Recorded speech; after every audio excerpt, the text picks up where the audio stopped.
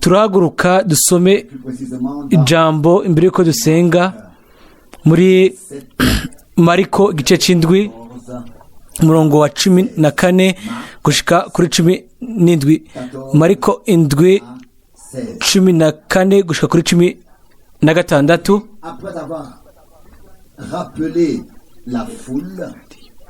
Kandi yongera guhamagara ishengero araribarira ati munyumve mwese ngo mubitahure.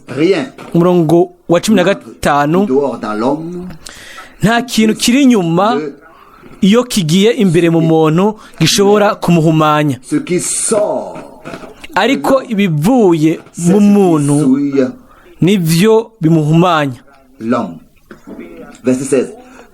Umurongo wa 16, namba hari ufise amatwi yumva niyumve. Dusenge. Data uri mu ijuru, twese hamwe turaje imbere y'inyonga zawe zera, kandi turagusenga utugire ubuntu ngo tugire amatwi yumve, tugire imitima yizera, tugire amaso asizwe kugira ngo turabe. O mwami, umutwe n'umutima birunamye turi imbere yawe, twishize mu buryo tozi musi y'amaraso yawe, kandi turagusabye ngo turongogwe na mpwemu wawe yera, ukure imigenzo yose ya kimuntu, ukure ibyiyumviro byose bya kimuntu, ukure ibintu byose muri jewe n'ibintu byose muri twebwe twese, utuvugishe mu buryo bwumvikana kugira ngo dushobore gutahura neza mu bintu byose uza kuvuga. Ukize abahona, ukize abagwaye, ubohore abo bose baremerewe canke bafashwe, ukore igikorwa c'Imana ngo kibe ikoraniro ryo icamwa kizosangwa mu ijuru. Mukiza, turagusaba kugira ngo uduhe gucunguza aya masaha yo kwitegura, kuko nico gihe c'agaciro kandi gikomeye. Ube umunyembabazi kuri twebwe twese, turagusaba kandi no kuri abo bose bishize mu masengesho yacu, na cane cane abo bose benshi bari mu byo bakeneye. Urazi yo baba, urazi ugutaka kw'imitima yabo. Imana bega ntihategerezwa gucira urubanza rukiza abo yatoranije, aba yambaza ijoro n'umutaga. Nta nkeka uzobikora vuba cane. Mwami, turagusabye ngo uhengamire kuri twebwe, uturabe mu buntu, uhezagire ishamvu yawe. Turagushimira mu izina rya Yesu, amen. Amen. Turicara. Hahimbazwe kandi hashimigwe umwami. Ntitwabiririmbye gusa, ahubwo twabirimbye n'imitima yacu yose, kandi twanizeye yuko ari hano. Igihe rero twumva intahe z'abantu Imana yakijije, izabo yakije ingwara, izabo yahezagiye, ubwacu turakomezwa, tugakomezwa mu kwizera. Ejo nagendereye abubakanye baba mu mitumba, ahantu hari ukwaho, ahantu hari abakatolika gusa. Ryari rya mbere nari ngiyeyo, hanyuma uwo mwene data arambwira ngo mu 1970 byari mu mutima wanje mu gatondo ka kare nka saa 7 z'ijoro ngo ati radio. Hanyuma arambwira acambwira ubwo nyene ngo numvise ubutumwa bwawe, kandi Imana yaramvugishije, yarankijije n'ibindi. ibyo rero byarankomeje kubamenye yuko ijambo ry'Imana rishikira abo bose abagenewe kubona kwitegereza ubwiza bwayo.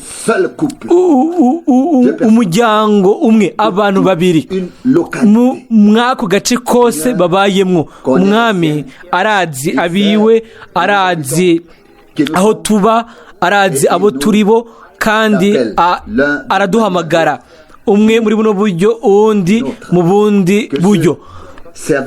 Iki gikorwa c'Imana gishobore guhezagirwa naco kubwo umwe wese muri twebwe. Umubabaro wawe ufise bwawe bwite ushobore guhura n'umubaro wanje bwite, ushobore kumira nk'uko umuntu wese aza gushobora kwakira ico akeneye, atari ico twifuza, ariko ikitugira neza, ico by'ukuri dukeneye, umwami abiduhe.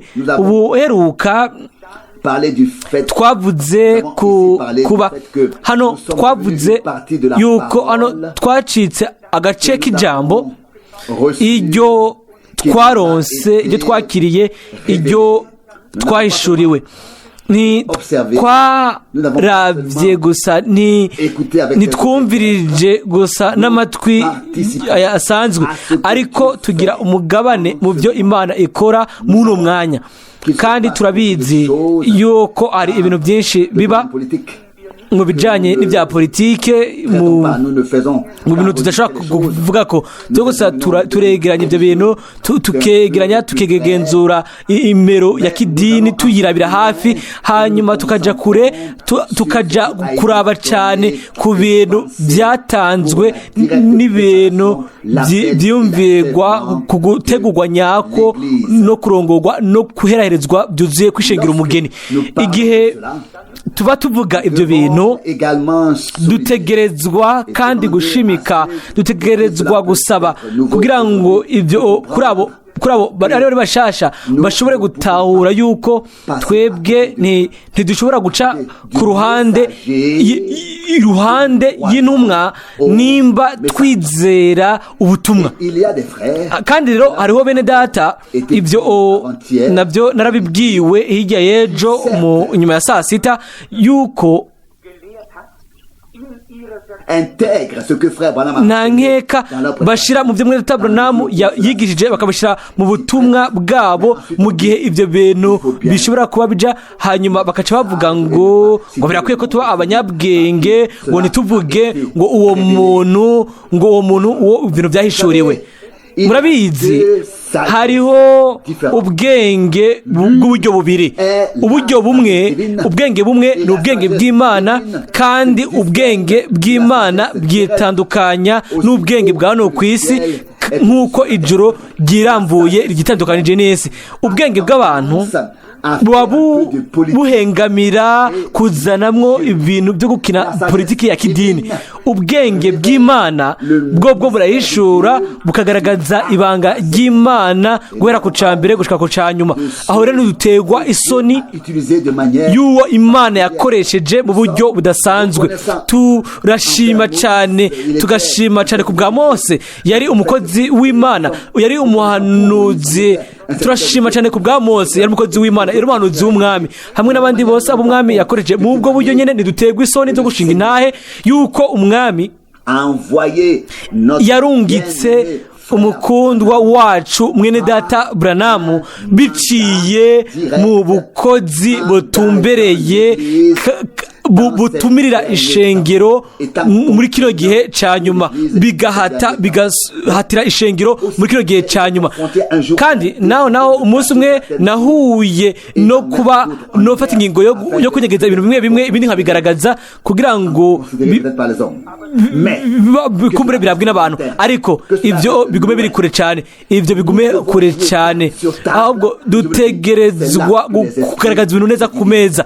Aho niho impwemu rero zitandukaniriza. Kandi umuntu adafise intege zo kwatura yidegembya mu buryo bwugurutse, uwo Imana yavugije muri kino gihe, ategerezwa kwibaza ikibazo mu buryo bukomeje, nimba Imana yoba yaramuvugishije, nimba yoba ubwiwe ahubwo yoba yaratahuye icyo Imana yavuze. Umuntu yarambwiye haraheze nk'iminsi 8 aravuga ngo iyo Branham yarakiri ari hano novuze ibintu byinshi mu buryo butandukanye. Ibyo byanciye mu mutima, hanyuma naribye jewe bwanjye ndavuga Mana yanje, abo bantu ntibatahuye inyuma y'imyaka yose yuko atari mwene data Branham yoba yaravuze, ariko yuko yari Imana yavugira muri we.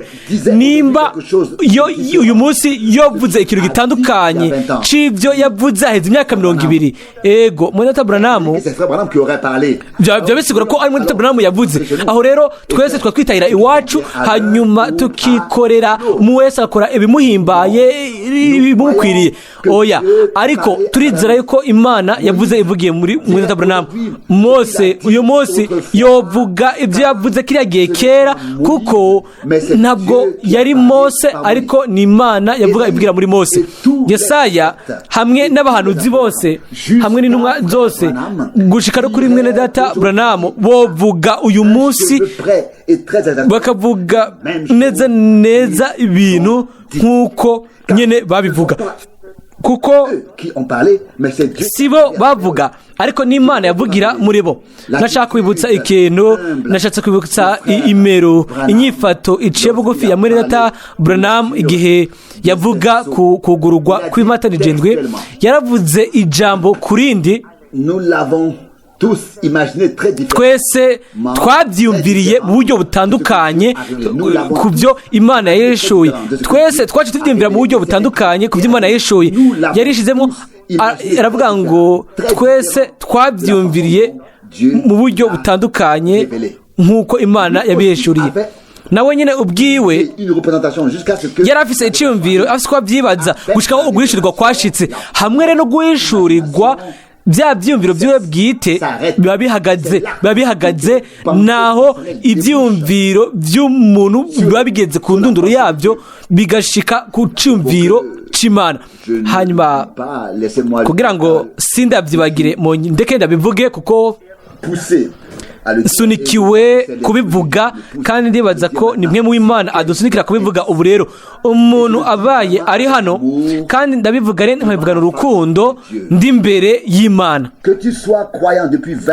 Woba uruwizera guhera imyaka 20, 30 canke 40, nimba utarabatizwa mu izina ry'Umwami Yesu Kristo, fata amahirwe ayo Imana iguhaye.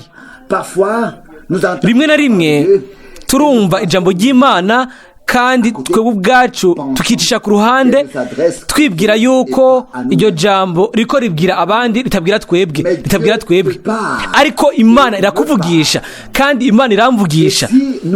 Kandi nimba tutigeze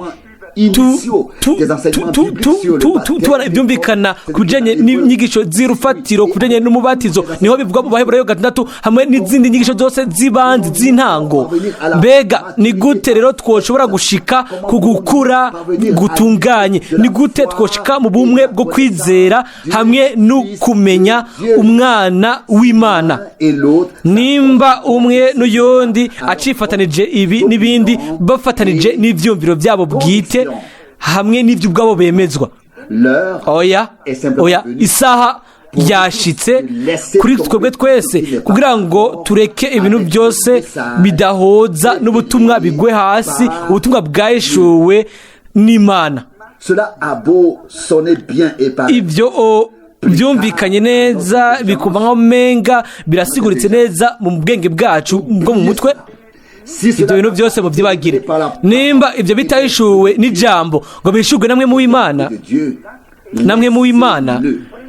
bireke ku ruhande. Nimuzane ikintu na kimwe mu byo abantu banditse mu bitabo uko ibinjana by'imyaka birenganye, biyumvira ko babikoze neza, ariko mu kugaragaza ibyumviro byabo bwite. Nimuzane ikintu na kimwe muri ibyo mu butumwa bw'Imana. Ni gusa umwambiro wa kera muke gusa niwo utuma umutima mushasha wononekara, kandi arashobora kuba harimo 90% y'umutima mushasha, hakaba 5% gusa y'umwambiro wa kera. Ivyo bihagije kugira ngo byose bigiye hamwe bibe bimaze kututumba. Turashobora kwiyumvira ngo nakantu gato hano canka kandi ngo dufise uko tubona ibintu mu buryo bwacu bwite. Ivyo rero biragenda bigashika no kuri kajewe bwite, umuntu akagira kajewe, abantu bakavuga ngo gwego ngo mbega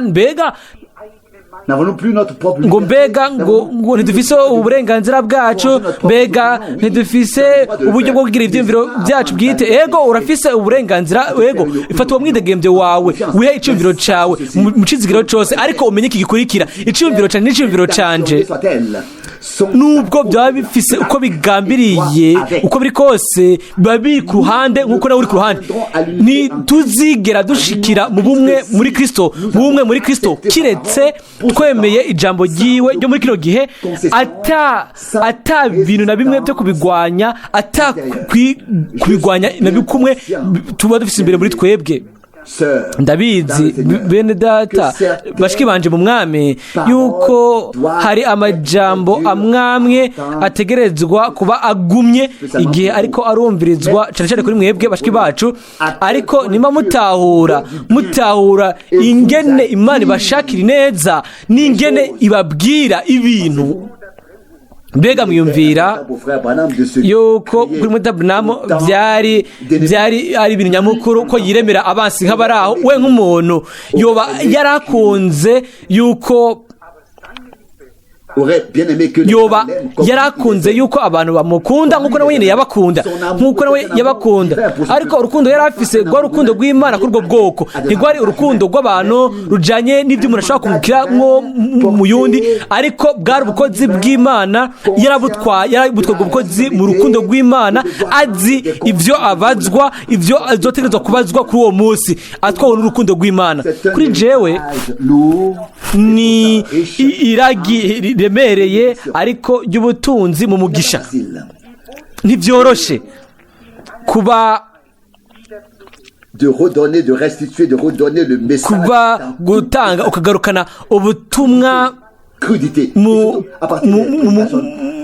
uko buri kose, na cyane cyane ubutumwa bwavuzwe inyuma y'ibimatanijwe ndwi. Nimba ari umuntu ariko agana aja mu rugunge rw'amashengero cyangwa muri katolika, ariko Mwene Data asubizwa namwe mu w'Imana yagabishije ibyo bintu biba byegereye abizera byisesha nkaho umenga ibintu by'imisengere by'amadini. Hanyuma yaravuze mu majambo mu butumwa bugiye gusohoka vuba, aravuga ngo ni ingendo ija ku macuniro nk'uko impene irongora intama izijana mu mutego. Hanyuma igihe umutego uba wifunze, iyo impene isimbira ku ruhande, hanyuma intama zikagwamo. Ayo majambo nk'ayo, ibintu nk'ivyo mu buryo buba bubonesherezwa nk'uko Mwene Data yabyita neza mu mazina yabyo, ibyo byotuma umunsi umwe nicwa. Ahantu hose mu butumwa harimo ijambo, harimo izina ryanje nahomba, ariko yobara amahirwe yanje cyane akomeye nimba notanga ubuzima bwanje ku buryo bwoko bubona nk'uko bibereye ku ijambo ry'Imana, atari uko gusa Imana narabayeho, ariko nkashobora no gutanga ubuzima bwanje nkicwa.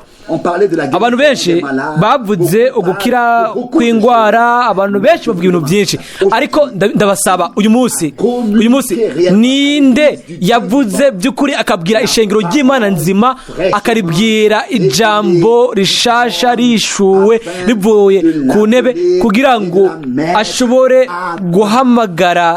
kurihamagara arishire ku ruhande? Nimba mudatanze izina ry'intumwa, nuko mwigira abagenzi b'abantu bose, hamwe n'ababatiste, abametodiste, aho rero muri abagenzi nabo bose. Ariko guhera mu mwanya aho mwivuze le même sort que muca mugwa mon Seigneur et le mien. mu vyo umwami wanje Emprunter le chemin honteux et vyo nanje naguyemo, mutegerezwa gufata iyo nzira iteye isoni mukikorera uwo musaraba nk'uko umwami nawe yafashe umusaraba wiwe. bien sûr, le chemin de la croix est un chemin. Nivyo inzira y'umusaraba ni inzira igoye, kandi nimba dusomye ibijanye no kubambwa, si ndabizi nimba twe nk'abizera twoba twarabonye ibintu byari bijanye nuko kubambwa, ibintu mu by'ukuri byari bijanye nuko kubambwa. Mw'iyo mvugo haravugwa muri Yesaya 53 hakavuga yuko ngo ntiyari afise ishusho, ntiyari afise n'ubwiza, ngo mbere yari umuntu ahugwa n'abantu badashaka kumuraba, bamunyegeza mu maso habo, qu'on l'a tenu pour rien et qu'on l'a bamufata nk'atacari, hanyuma bakamukubita bakamucirako bakamwambika ubusa. Nimba by'ukuri ushaka kubambanwa na Kristo, hamwe na Kristo, inzira yawe rero izoba isa n'iyewe. Abantu bose nibazokoba ku bitogo, hazotegerezwa kubaho uguseshwa kw'inzira yiwe n'abigishwa biwe. Baje kuri we baramubwira ati ngo wavukiye mu cyaha, none ushaka kutwigisha wewe ibyo ni biki? Ntibamenye yuko ubuhanuzi bwa Bibiliya bwasohoza imbere y'amaso yabo. Uyu mugoroba sinshaka kuvuga ubutumwa, shaka guhamagarira umutimanama wacu ibyo Imana yaduhaye. Shaka mubabarire, shaka kwibutsa umutimanama wacu ico Imana yaduhaye kubw'ubuntu. Uko biri kose sifise ubutumwa bwanje bwite, hari ubutumwa bumwe gusa, hari n'intumwa imwe gusa, kandi iryo jambo ryahishuwe ry'Imana. Ibyo bifungurwa byo mu buryo bw'imwemu twarabisomye ejo ahantu kanaka muri Yeremiya 15 umurongo wa 16 haravugwa ngo igihe naronka ijambo ryawe ryambereye ibifungurwa. Ijambo ry'umwami ryaravuzwe, ibifungurwa byo mu buryo bw'imwemu mu gihe kibereye, atari ibifungurwa byamaze kononekara muri kahise, ariko ijambo mu gihe kibereye ry'Imana, ijambo ry'Imana mu gihe kibereye rishuwe mu buryo bushasha kubw'igihe ico tubayemo. Mwiyo mvugo kandi tugomba kwihuta. Muri Mariko 7 bivugwa hano, akavugwa amajambo umwami yaravuze ngo mwese ni munyumve kandi mubitahure, murondere kubitahura. Umurongo wa 14 atari mwumvirize rimwe hano hanyuma mugende mwumvirize irindi rimwe hariya, ngo hanyuma muce mwigirira urubanza rwanyu uko mubona ibintu mugira icumviro canyu, ariko ahubwo ni munyumve mwese hanyuma murondere kubitahura. Sur la montagne de la transfiguration, ku musozi wo guhindurirwako haravuzwe ngo, havuzwe uku ngo nimumwumve, ngo uyu niwe mwana wanje nkunda mumwumve. Rero turabizi yuko umwami agendagendera hagati y'ibiterekwa amatarandwi by'izahabu, kandi yuko hari inyenyeri indwi mu kiganza ciwe cy'iburyo. Harashobora kuba hari abavugabutumwa benshi, hari abigisha benshi, nico cyose bashobora kuba, ariko mu nkuru y'agakiza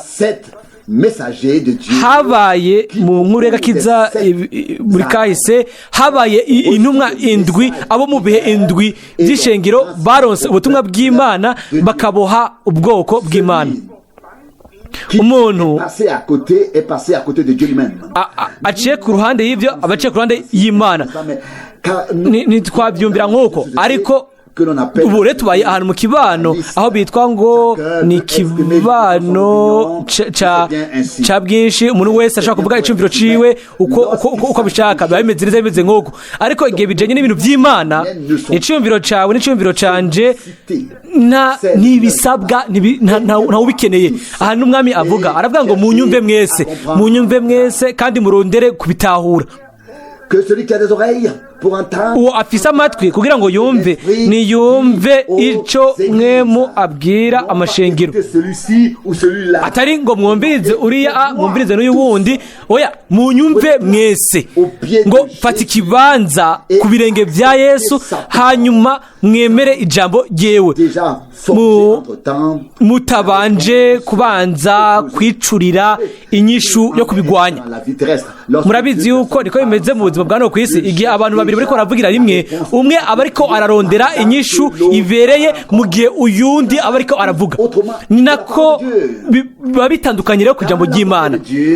Mu ijambo ry'Imana haba harimwo inyishu ibereye yawe niyanje, amen. Et si nous avons compris, Kandi nimba twaratahuye tugatahura yuko mu mvugo y'Imana haba harimwo inyishu ibereye, inyishu nziza, ariko aho rero niho rero bica byandikwa hano ngo murondere kubitahura.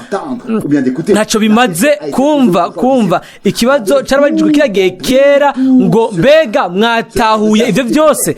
Ibyo rero byabwira abantu bariko barumviriza, hanyuma barisha bati ego mwami, ati mbega natwe twaba twaratahuye ibyo Imana yatubwiye muri kino gihe.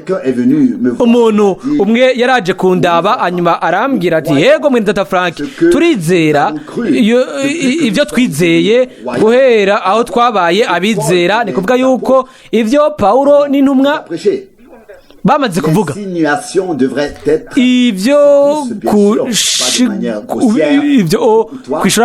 kwishuramo bitetse kuba mu bintu buciye bugufi bitagumye, wowe n'uyo twizera ibintu, oya twizera ijambo ryahishuwe n'Imana atakana kimwe kivuyemo. Haba jewe haba wewe dutegerezwa guca bugufi imbere y'ububasha bw'Imana, ikiganza c'Imana, musiganza c'ubushobozi c'Imana, kandi ijambo ry'Imana rikavugwa ikiganza c'Imana kirambuye. Umuntu adaca bugufi imbere y'ijambo ryayo ntaca bugufi imbere y'ikiganza c'ubushobozi c'Imana. Ndabizi yuko bishobora gusa nkaho menga birakomeye, ariko irindi rimwe reka nimumvugishe kuri bwe ubwanyu. Mbega ntituja ku iherezo ku ntambwe nini, mbega turacafise umwanya wo kurenga wo gufata ibintu binenegwe, canke Imana yaduhaye akanya gato kugira ngo twitegure umunsi uhambaye wo kuza kwa Yesu Kristo umwami wacu.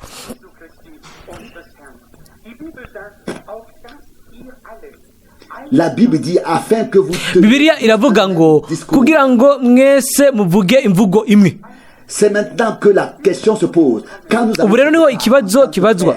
Igihe tugenza ahantu kanaka nka bene data, mbega tuvuga ya mvugo nyene, mbega tuvuga twese cya kintu kimwe kuri wa mutwe umwe, mbega twizera ikintu kimwe ijambo ry'Imana, mbega twarahishuriwe twese bice kuri mwe mu yera. Le même discours, mbega twaba tuvuga ya mvugo nyene canke tuvuga imvugo zitandukanye. Les enfants de Dieu sont kandi abana b'Imana rero baca bazazanirwa n'izo mvugo zitandukanye, kubera yuko izo mvugo zizana ikibazo nyuma y'ikindi. Uyu munsi ndibaza ko Mwene Data umwe yoba ari hano yambwiye ati Mwene Data Frank, twaragenderewe hanyuma turazazanirwa tubura iyo tuja, hanyuma zasabye igihe cyo kwiyumvira hanyuma no gusubira kubona aho dukwiye kugana. Ndabibabwira uyu munsi umuntu arungitswe n'Imana avuga amajambo y'Imana, kandi abo bose b'Imana bomva amajambo y'Imana. Kandi Yohana nawe akandika akavuga ngo turaba Imana, kandi wowe wese w'Imana aratwumviriza. Abantu b'Imana, umuntu w'Imana atwara ijambo ryeshuwe ry'umwami, ariko ninde uyu munsi rero aciye bugufi cyane kugira ngo areke ngakosogwe? Nategerejwe kuba mu masaha agoye cyane, kuko ibintu byinshi mu byo umwami yari yahishuye byari bishasha kuri jewe. Hanyuma nategerejwe kwemera ndakosogwa uko ntari ngwiye kwemerera ntineza, kuko byari bipfusi bigumye. Nibyo ntegerezwa kuvuga, niko novuga nkavuga ati oh Mana Data, niwakubita cyane utegerezwa kuba unkunda cyane. nk'abapapa bano kwese tuba twibwira ngo ego bigenda neza ariko Imana yo irazi ikizotuvamwo, kandi twebwe rero nk'ababyeyi tuba tubona n'ikizova mu bana bacu iyo turetse ibintu byose bikarengana. Imana ni data akundana, nta kintu na kimwe ishobora kureka ngo kice ku ruhande kigende, itegerezwa gukosora. Mbega Mwene Branham ntiyavuze ngo byose bitegerezwa gusubizwa mu kibanza cyabyo, byose bitegerezwa gushigwaho bikagarukanwa, kandi dutegerezwa kugaruka mu kibanza aho umwami ategerezwa kwishuriramo. Ubu rero turaje mu ncamake ku gace ako nashaka kuvuga mu ncamake mu butumwa guhagarara hagati mu gihengeri akanimero kagatanu mu kidagi anivyo ariko arafatira ko aravuga hano ngo nimba akere cyo gihe ciherezo ico tubayemwo, hanyuma tukaba twaciye mu gutsindanishirizwa mu kwezwa no mu kubatizwa kwa Mwene Yera, twagize ibimenyetso ibitangaza hamwe n'ibyo bintu byose bitandukanye. Impano zagarutse mu ishengero nk'akarorero ugukira kwa Kimana, ubuhanuzi, kuvuga mu ndimi, kuzisobanura, mbere ni nubwo ibyo byoba bisa naho bigaragazwa mu buryo buteye ubwoba, ariko ibyo ntibikuraho na gato ineza, ibyiza. Hariho impano z'ukuri zo kuvuga mu ndimi izitegerezwa kuba zihari mu ishengero. Dufise ugwiganane rwinshi. Ibintu hano nitwaretse cyane ni aka karungu ahavuga ngo ishengero ryaragarukanywe intambwe ku yindi biciye gutsindanishirizwa, ku kwezwa hamwe no ku mubatizo wa Mwene Yera. Kandi ni guhera ngaho niho rero intambwe yo gukura iyo bwuzuye ku bijyanye n'izamurwa. Ubu rero havuzwe hano yuko hariho ubwiganane bwinshi, kandi yuko ngo hari ibintu byagaragajwe mu buryo bubi. Byose mu impano za Mwemu zarazimanganye kubera yuko abantu bakora mu buryo biraritse, nk'uko nyine byanditswe mu isezerano rya kera, ngo nk'uko nyine bihumekera ubwabo nk'uko babishaka. Misi yose igihe babonye amahirwe bafise ikintu nyine ngo kibari hafi, sinzigira ndavyibagira. Imana imbabarire, je ndafise ibyo ninegura ko jewe ubwanje, rero sino kubahuka kunegura uyundi, ariko kugira ngo ngaragaze ibintu neza, kuko hariho ugutahura nabi ku bijanye n'ibyo ni biciye mu konona uburyo impano zamwe mu zikoreshwa, niwe zitakoreshejwe ngo zizanwe mu burongozi bwiza butumere bwa Mwene Yera, ariko nk'uko nyene bavyiraritse, nk'uko nyene babonye ko ari byiza abo bantu.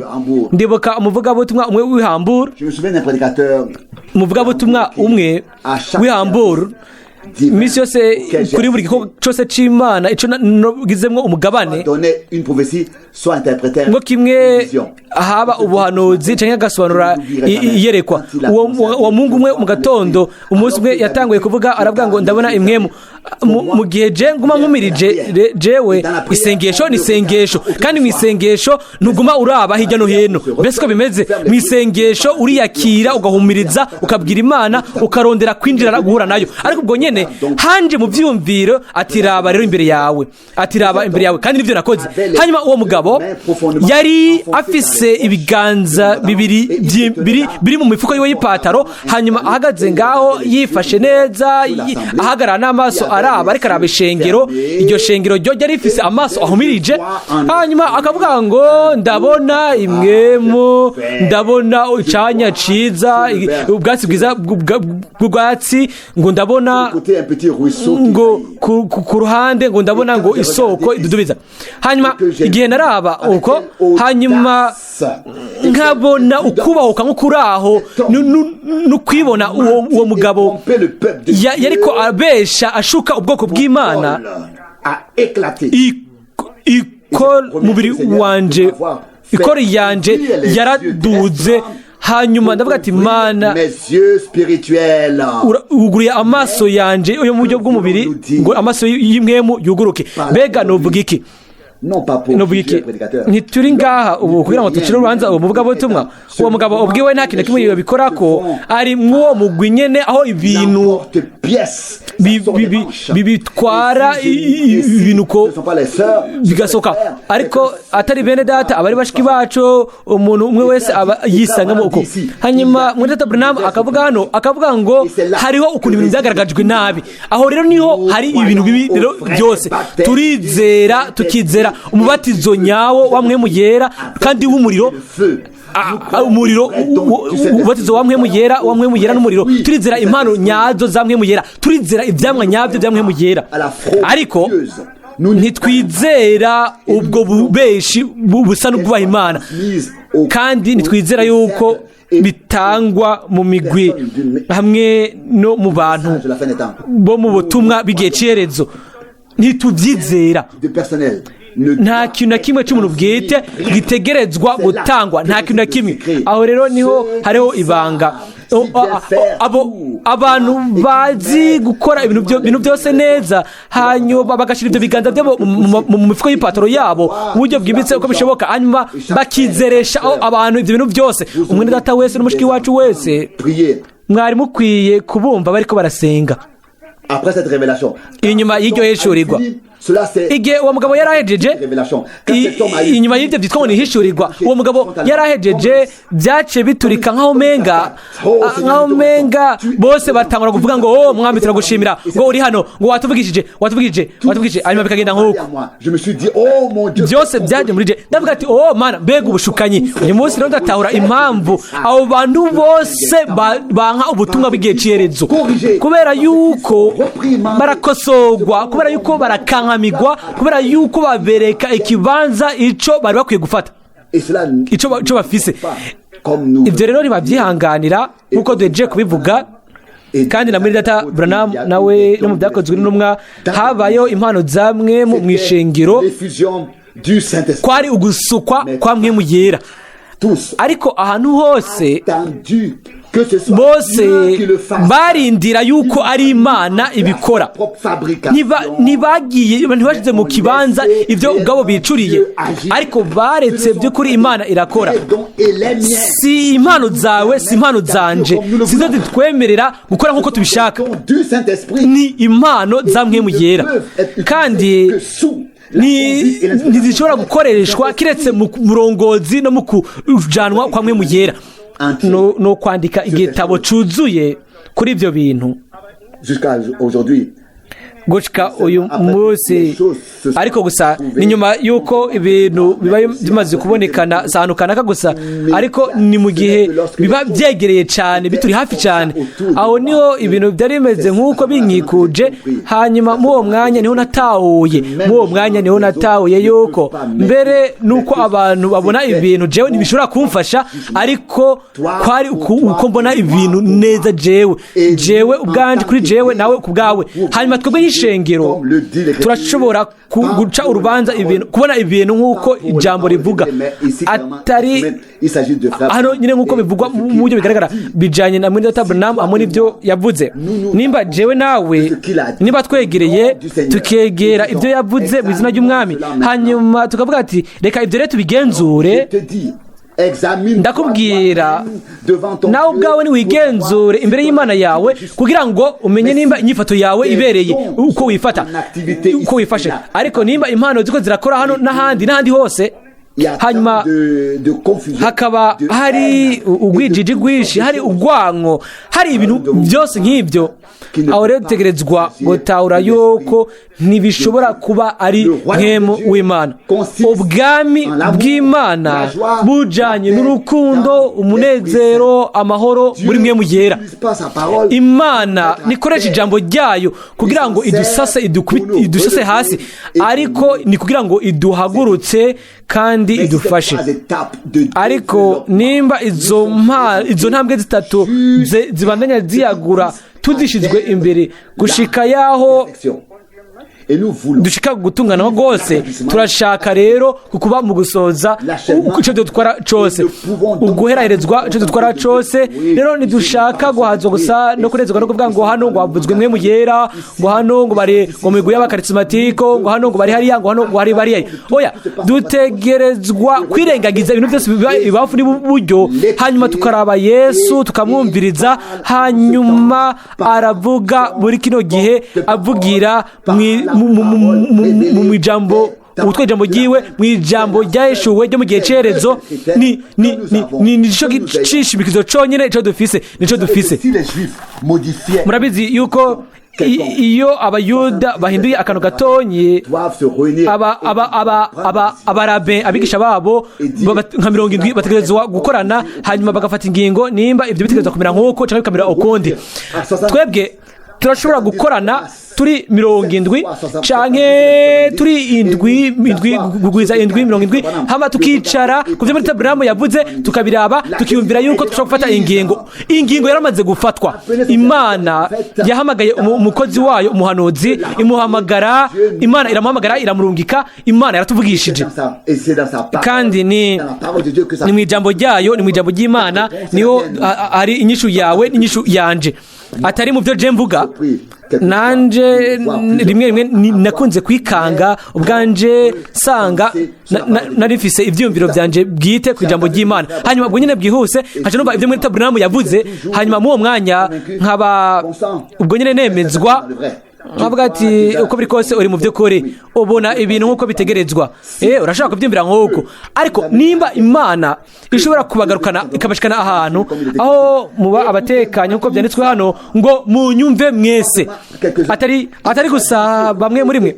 Aha ntiyavuze ngo ngubiriza mwene data, ngubiriza mushiki wanje, umwami avuze ngo ni munyumve mwese, hanyuma murondera kubitahura ibyo ngomba kuvuga. Imana yaravuze, ariko dutegerezwa guceceka kugira ngo ijambo ryiwe ricike inyishu yacu. Nimba tuvuze dusubije twishura, inyishu ntizoza gushika no ku munsi wacu wa nyuma. Je ku ruhande rwanje ndongorewe imbere muri jewe ku buryo bw'uko shaka kuvuga yuko kubera yuko ubu rero tugeze ku iherezo, yuko ishengero ryamagariwe gusohoka riceka umugeni jambo, rigacika umugeni jambo muri uyo buri sezerano ryose iryo yahawe mu jambo ry'Imana rishobora gusohoza, rigasohoza ibisabwa byaryo byose bikaremwa, nuko Imana yarungitse umuhanuzi jambo, ntiyarungitse umuntu azana ibyumviro byiwe, ibyo aba yuzuranye mu mutwe nk'ibyo yibaza. Yaravuze mu buryo buciye bugufi ngo nta kintu kimwe ashobora gukora kiretse umwami abimpaye. Imana yarungitse umuhanuzi jambo. Ndabasaba uyu munsi ibyo bintu byose nibishashuko, nico gituma kumbure nkibizako nkibigarutseko. Ariko Baviere hafi ya Hosen High nabwiye abantu wa gatanu umwe nyuma ya saa sita, hanyuma dutangura kuvuga ikibazo cy'umubatizo. Hanyuma uwo mushiki waje arambwira ngo yego Mwene Frank, yego ngo nuko uruko biranditse ngo mu izina rya Data n'ijyamwemu n'ijy'Umwana n'ijyamwemu yera, ati byanditse uko. Nabwira ati yego mushiki wanje byanditse uko nyene, ariko haranditse n'ikindi, haravuga ngo ngiyi gahunda. Hanyuma hakaca haza inyishu mu buryo ubwo iyo gahunda itegerezwa gutahurwa igakorwa. Hanyuma nabo bavuze ayandi mahishirwa yande, nuko niko naciye ngaruka. Murazi icyo uwo mushiki wacu yavuze mu nyuma, yaravuze ngo ngo ubu rero ngo niho ngitahura ibyo ari byo. Hanyuma aravuga ngo hano i Baviere nta mugore n'umwe akata umukate atavuze ngo mu izina rya Data n'ijyamwemu n'ijy'Umwana n'ijyamwemu yera.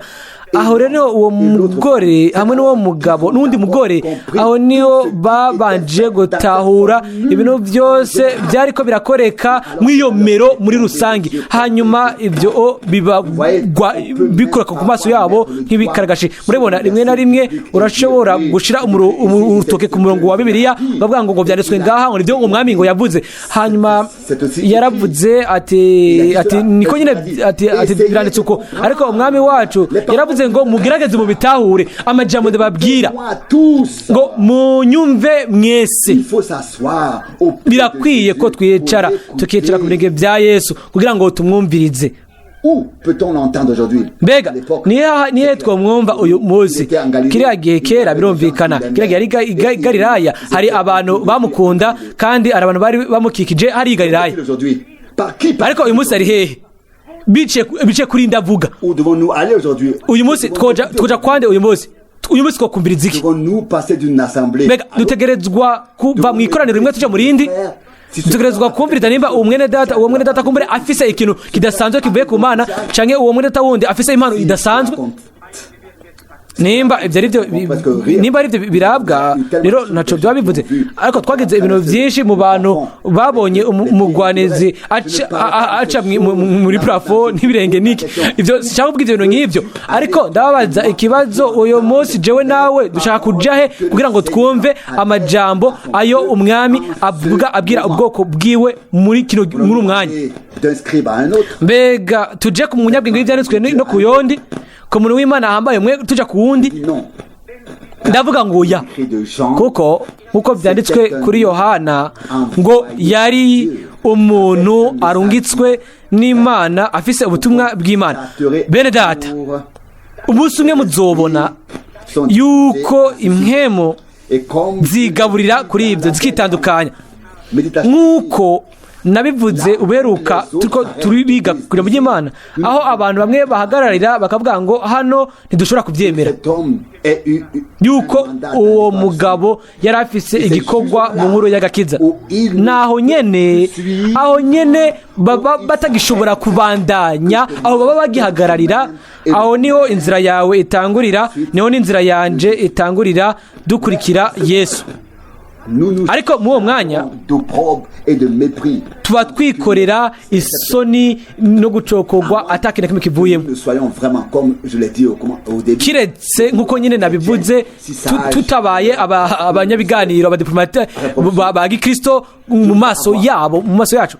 Njye nashaka kugira ubwenge bw'Imana, nta kintu kimwe mfise cyo gutakaza. Ndiyumvira ko Mwene Data muri Rumaniya igihe yategerezwa kuriha 20,000 nk'amande kubera yuko hari habaye ukwiga kwa Bibiliya. Hanyuma uwo mugabo aravuga ati nibyo gusa, aravuga ati ku bintu by'Imana kuri jewe birengeye ayo mafaranga 20,000. Hanyuma abantu bararabana bamwe ku bandi. Mbega ari ikintu dushaka gukiza cyangwa umwami yaradukijije, kandi turanezerwa ko yatugiriye ubuntu, kandi ntidushobora kwirukanga mu mpande zose. Twabonye uburuhukiro mu Mana.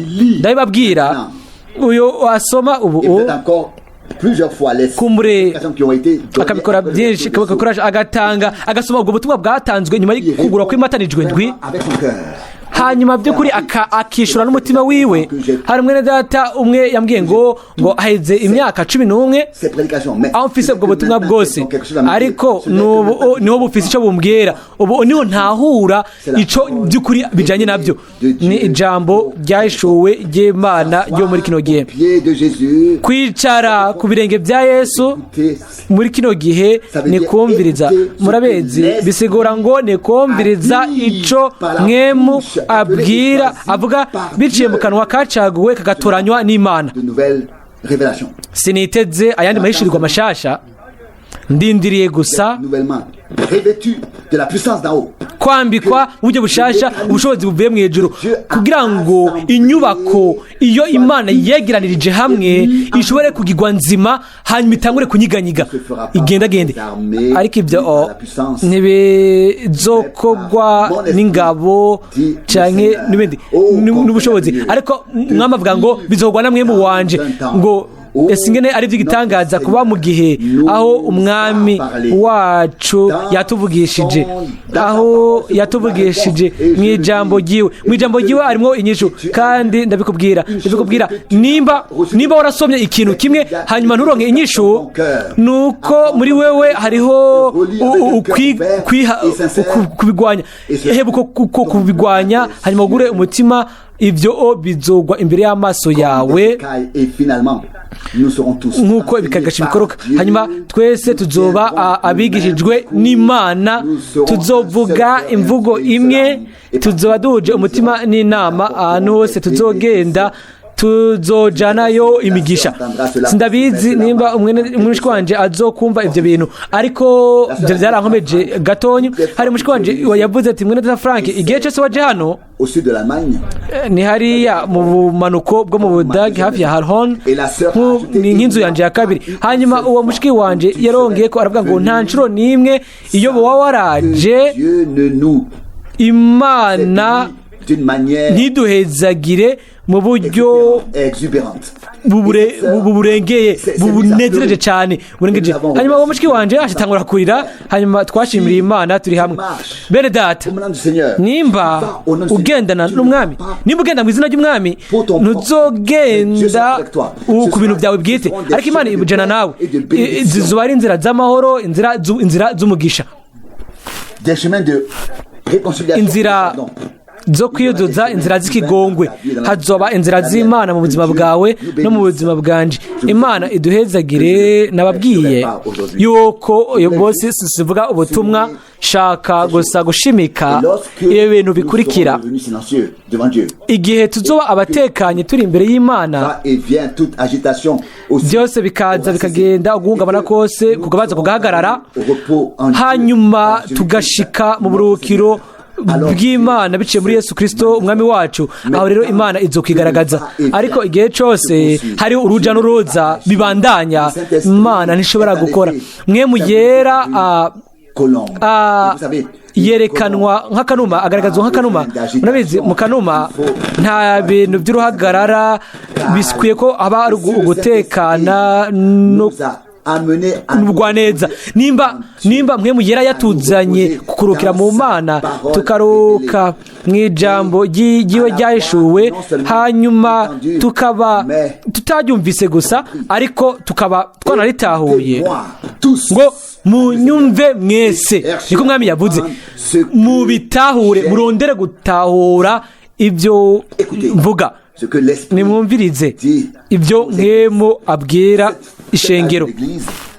ni iki gihe cy'ishengero, ibihendwi by'ishengero, intumwa indwi z'ishengero, mwemu ndwi, inzamba indwi, icyo giharuro indwi. mwemu aravuga, avugira mu ntumwa. kandi umugeni ahamagarirwa gusohoka ahamagawe n'ubutumwa, yakira inyishu y'Imana biciye ku ijambo iryo mwemu yavuze biciye ku ntumwa. kandi murabizi ikivamwo. ndashobora kubabwira guhera uyu munsi mu guca bugufi kose, haranditswe ngo mwemu n'umugeni baravuga ngo ngwino. ururimi rumwe, imvugo imwe.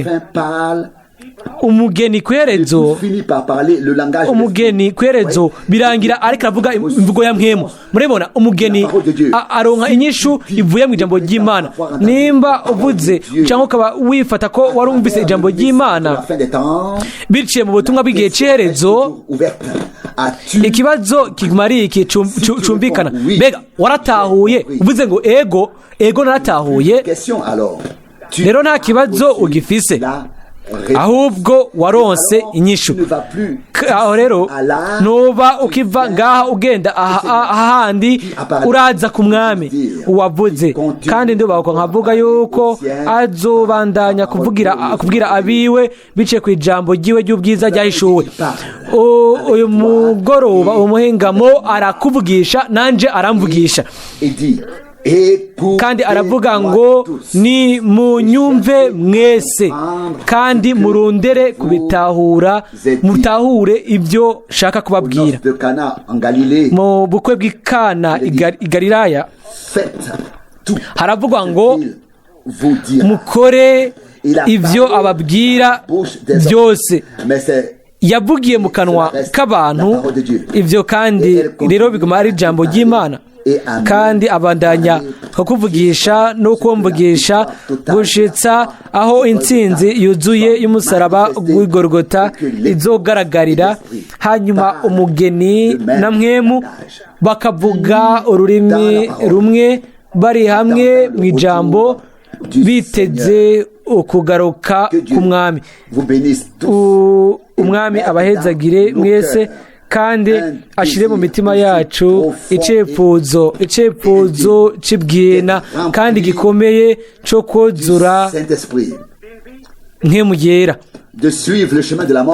ngo tujyane inzira y'urupfu tujyanye n'umwami, tuzuke kugira ngo tugire ubuzima bushasha, hanyuma dushobore kuzura nk'emu yera. Abakora ibintu mu buryo biraritse, ndabasabye mu izina ry'umwami muhagarike kubikora. Umwami ashaka kwishura, ariko ntazovanga ibintu by'Imana n'ibintu by'abantu. Imana nikora ibintu nk'ibyo. Imana iravuga ikabanza igatandukanya umuco n'umwiza, ikabanza igatandukanya ibintu by'Imana n'iby'umuntu, kandi naho gusa niho dushika ku byo umwami ashobora gusuka mu buryo bwuzuye umugisha wiwe mu muzuro wabyo. Igihe tuba dushitse ku iherezo ryacu ry'ibintu byacu bya kidini, ibintu byacu bya kidini, aho rero Imana irashobora gutangurana n'ikintu mu buryo bwuzuye gisha. Irashaka gukora muri jewe no muri wewe mu buntu biciye ku bw'ineza bw'ishengero ryewe. Hahimbazwe izina ryiwe ryera. Amen. Turahaguruka dusenge. Mu buryo toze turaje kuri wewe mu kwizera, musi y'icitwikirizo c'amaraso y'umagazi w'intama twegereye intebe y'ubuntu yawe imijagijwe amaraso. Aho niho hari uri umuherezi mukuru kandi udusabira mwami wezigirwa, wewe wapoye ku musaraba igorogota. Ubu rero ukaba uri kuraraba ikoraniro urirabira hejuru, ukagendera hagati muri twebwe kugira ngo ushinge intahe ko uri muzima. Turagusenga tugusabira hamwe, ukize abariko barahona, ubahe ubushizi bw'amanga yuko agakizana ko arakabo, bashobore kuvugana ukwizera ti mwami mukiza wanje warancunguye. Mwami turasenga dusabira abagwaye, wararetse urakubitwa kandi biciye ku bishagu yawe, biciye ku bikomere byawe twarakize. Abo bose bagwaye mu mibiri yabo ubu nyene bemere gukira kwabo mu izina ry'umwami, kandi babyature n'umunwa wabo. Mwami mukiza wanje, biciye ku mishishagu yawe, biciye ku bikomere byawe narakize. Ndagushimira kandi mpimbaza izina ryawe ku bw'ibyo. Mukiza abo bose bakubititse, bamerewe nabi mu mwemu yabo, ubahe ukwidegembya, ubahe ukure kugwa, nabo bashobore kwemera ukuboka kwabo mu kwizera. Kandi ndategetse nk'uko bihoje n'ijambo ry'Imana mu izina rya Yesu Kristo w'i Nazareti, imwemu yose mbi ive kuwa wese yizera ubu umwami Yesu Kristo. Satani waraneshejwe ku musaraba igorogota, watakaje uburenganzira bwose kuri buri mwana wese w'Imana. Amaraso y'umwagazi yaraducunguye kandi aratuvugira. Mwami ndagushimira kubwo intsinzi yawe yuzuye ku musaraba igorogota. Ndagushimira kubwo uburongozi bwawe mu buryo butumbereye kandi atamadidane arimwo, biciye ku musabyi wawe umukundwa wacu umuhanuzi Mwene Data Branham. Ndagushimira kubw'intumwa zose, ndagushimira kubw'abahanuzi bose. Mwami mpimbaza izina ryawe ryera irirengeye amazina yose, ryubashwe kandi rishimwa rikerezwa hagati mu bwoko bwawe, ushobore gutangura igikorwa cyawe kandi dushobore gushika ku ndunduro yacu. Wemeze ijambo ryawe, o mwami, uhagurutse abo bose bajundamitswe kandi bamenaguwe, uko udukomeze twese mu kwizera kandi udushire hamwe hagati yacu, tube dufatanije hagati yacu hamwe nawe. Mwami, ntiwavuze gusa, ariko twabyumvise kandi twabitahuye kandi twakiriye inyishu yawe, atari ku bwacu ariko ku bw'ubuntu bwawe. Wemere ukugusenga, ukuguhimbaza n'ubwiza. Urabereye, o mwagazi w'intama, urabereye, kandi abawe bari hano kugira ngo bagusenge, baguhimbaze, baguhe icubahiro, bagusenge. Ndagushimira, o Mana y'ijuru, o Mana y'ijuru, mu izina ry'igiciro kandi ryera ry'umwami wacu Yesu Kristo. Amen.